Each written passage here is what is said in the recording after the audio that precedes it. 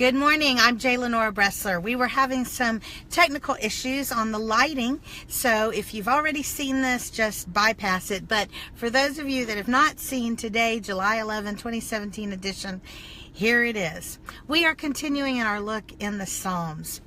Sometimes it's fun and very educational to do a Google search that just says something like interesting facts of the Bible or interesting stories of the Bible. I sometimes actually get ideas of what to talk to you all about on our program from those kind of searches.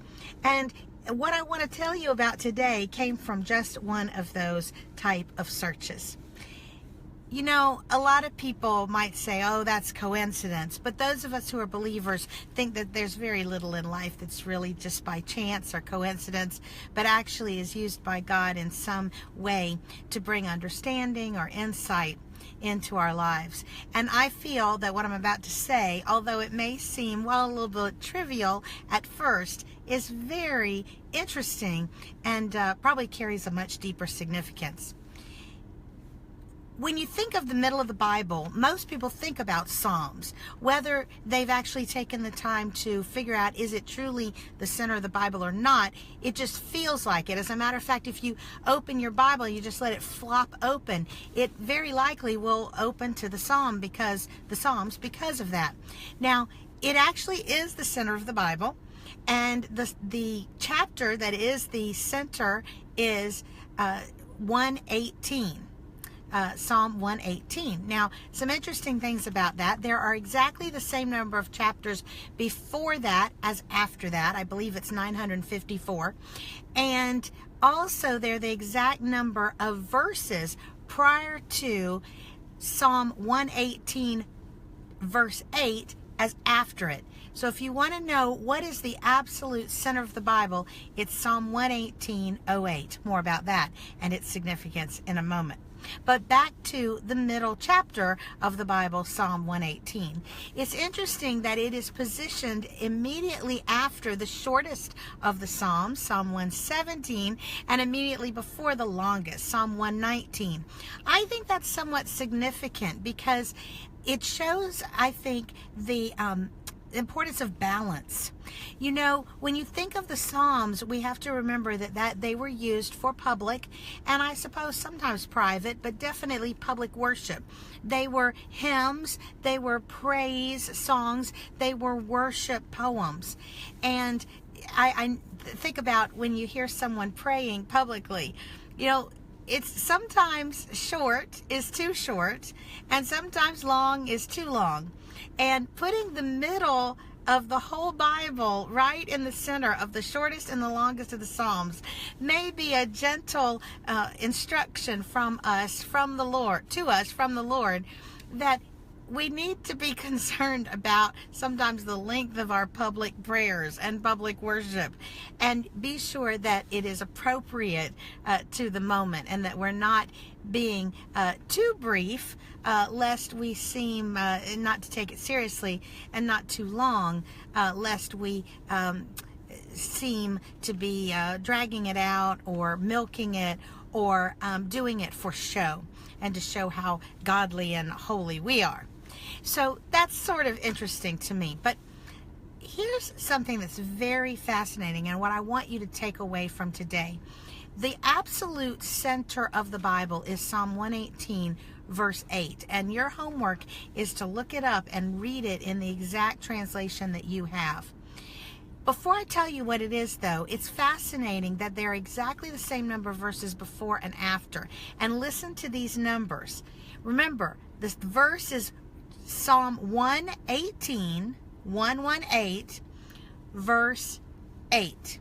There are exactly 1,180 verses before it and the same number after it. Kind of fascinating, isn't it? that it's that meticulous, and that it would be exactly that way. So what is the center? What is the center of the Bible? Many of you know that I am an actress, and so I always am thinking about the stage and how things look on a stage, particularly in the theater as opposed to movies, say. And you know how at the end of a production, when the people are standing on the stage, where is the star located? Where is the person that we think of as having the essential role? They're always right in the middle.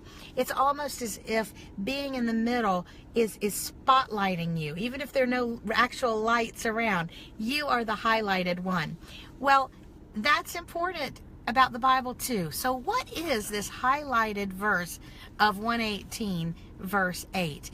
And the bottom line is, it says, trust God, not man.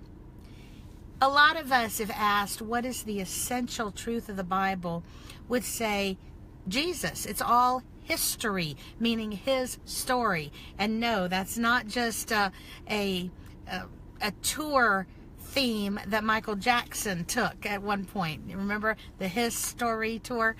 It's his story. His story is Jesus. And that is absolutely true. Everything in the Bible does point to Jesus. But after all, Jesus is God.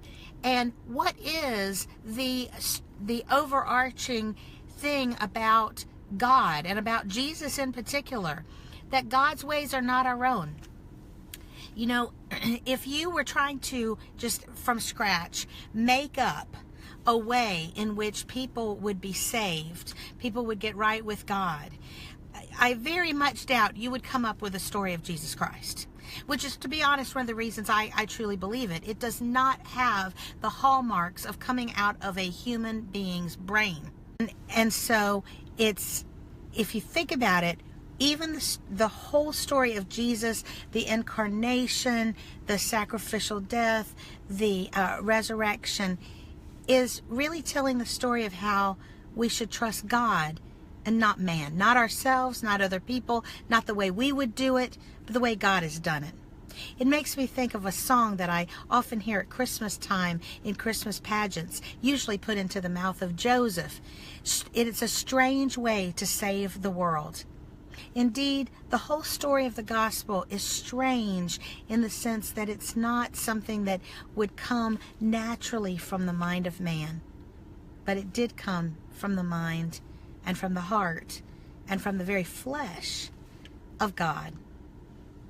So, what's the best advice that we can ever give anyone or take for ourselves? The center of the Bible, Psalm 118:08, trust God, not man. I'm J. Lenora Bressler. Visit me on the next edition of the Bible, Delight in the Details. Have a great day.